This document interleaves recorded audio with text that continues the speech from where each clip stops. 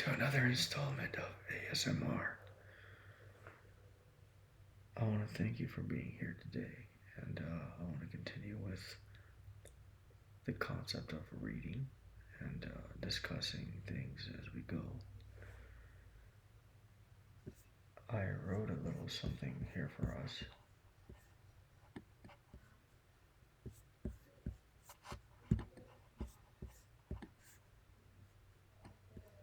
Please bear with me as I pull it up.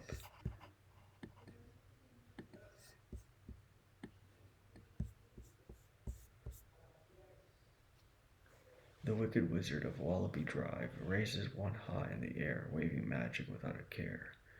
Emily giggled, he, as her father's deep, soothing voice continued reading on. Begoneth thy wicked cat, before I turn thy skin to bone, and you another cat that goes alone, roaming without a home. Mwah ha ha ha ha, laughed her father aloud.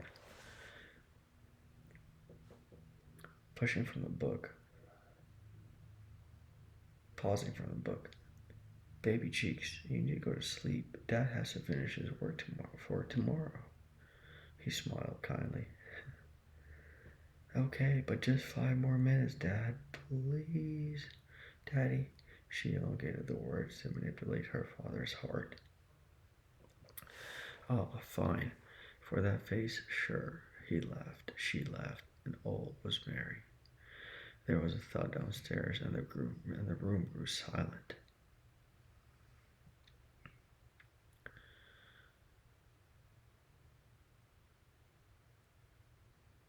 What was that, Daddy? She asked, suspiciously concerned. I don't know, let me check. Her father got up, went downstairs, and returned back minutes later, huffing and puffing. Branch from the wind hit window. Lots of wind, he gestured, waving his arms. And Emily giggled, he, in delight at her father's silly movements. And so down he sat next to the bed as Emily let out a sigh of relief. And her father continued reading.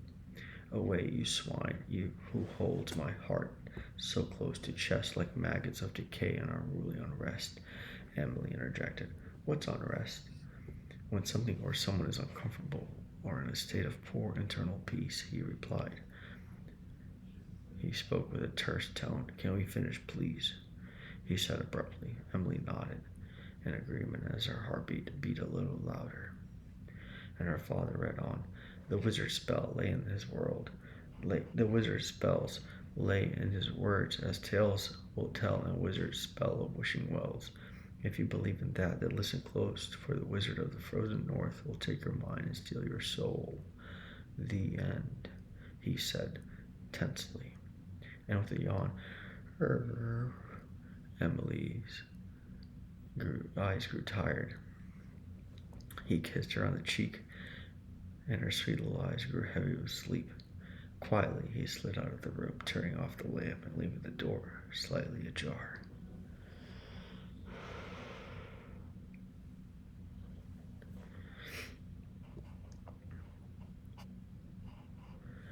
Emily fell asleep, and a wonderment of dreamland brought into a world of enchanting prairies filled with pillows and magic mushrooms and fairy wonderlands.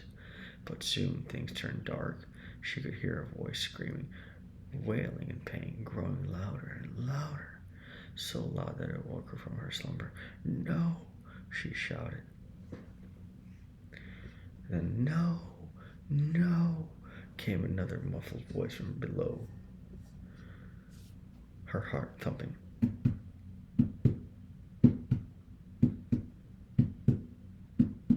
Emily got out of bed quietly and quickly, went to the door, peered downstairs. Nothing, just a loud, screaming noise coming from down below.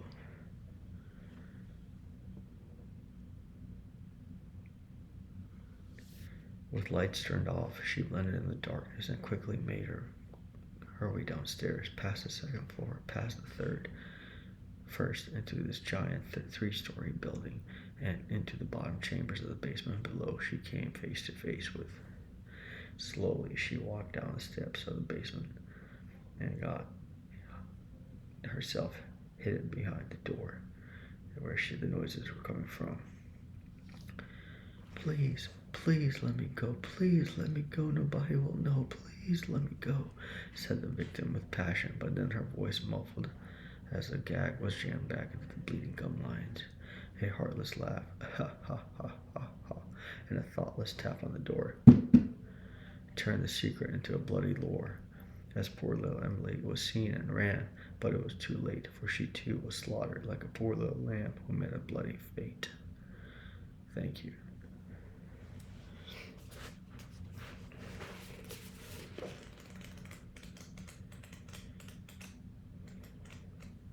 Today's waves were really big.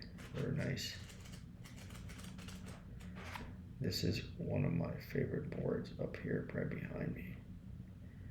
It is quite fast, and sometimes I don't know how to ride it very well, so I have to be careful with it. I hope everyone's doing well and their day is going well. I hope that this video finds you in good tidings and happy spirits.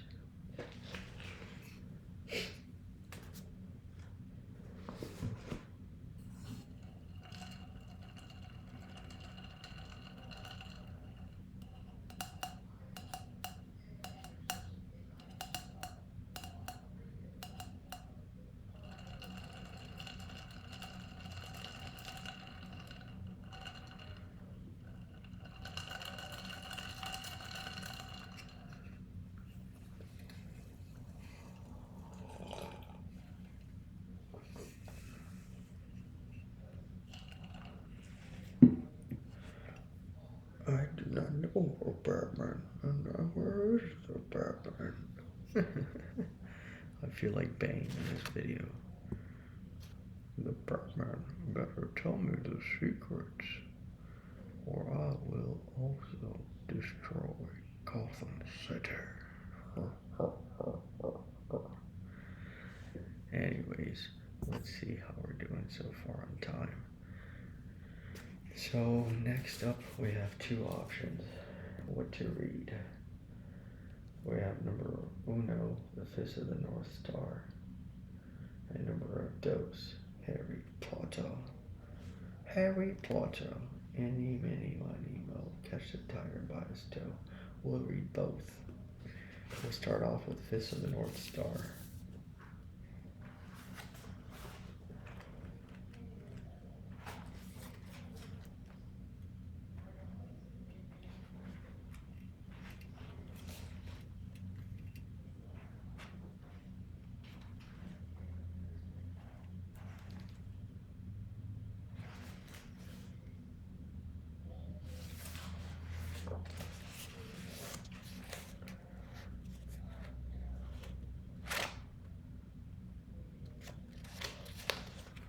This is hard to read because it goes all over the place.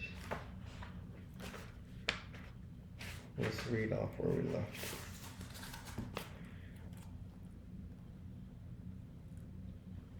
I guess childish tricks won't work against you. Whoop! He is like Rob and Southern, somebody fighting only for his own ambitions in this chaos. From the moment Rokuse were thrown into disorder, you and I were destined to fight Kenshiro. When Nanto is in turmoil, Hakuto appears. Clank, grip. My only answer to those who challenge me is face my fist.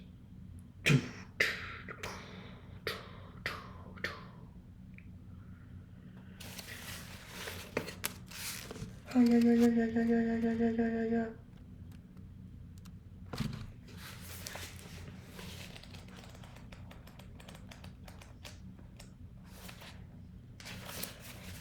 This is a cool picture. This is a cool picture.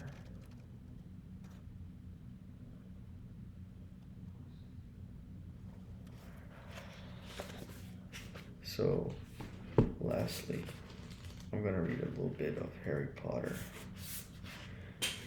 And here we are. This is the Sorcerer's Stone, the Forbidden Forest, Chapter 15. Things couldn't have been worse. Filch took them down to Professor McGonagall's study on the first floor, where they sat and waited without saying a word to each other. Hermione was trembling. Excuses, alibis, and wild cover-up stories chased each other around Harry's brain, each more feeble than the last. He couldn't see how they were going to get out of trouble this time. They were cornered. How could they have been so stupid as to forget the cloak? There was no reason on earth that Professor McGonagall would accept from them for being out of bed and creeping around the school in the dead of the night, let alone being up in the tallest astronomy tower. First of all, let's just say that Professor McGonagall, she would already know that these kids were out of bed. She is one of the most powerful witches of her time, right next to Hermione, of course. We all know Hermione is a real hero. She saved all of them, and there's no real reason why she's with Ron. Probably Cedric. Everybody loved Cedric. If it wasn't for Cedric, then maybe Harry. Harry is a hero, or somebody cool like that can do magic. Anybody, not Ron.